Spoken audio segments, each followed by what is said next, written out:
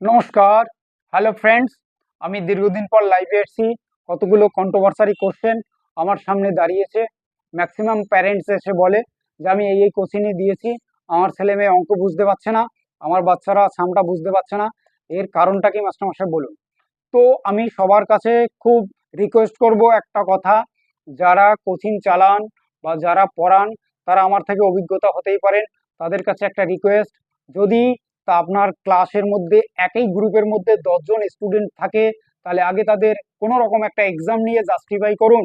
Justify করার পরে যদি দেখেন যে এই স্টুডেন্টটা কিছুই পারছে না, তার কাছে আপনি আগে যান, তাকে আপনার মনের মধ্যে জায়গা দিন এবং তাকে বন্ধু সুলভ ভাবে ব্যবহার করুন, ভাই বলে সম্বোধন করে যে জায়গাটা সে বুঝতে পারছে না সেটা খুব সিম্পল ভাবে তাকে বোঝানোর চেষ্টা করুন।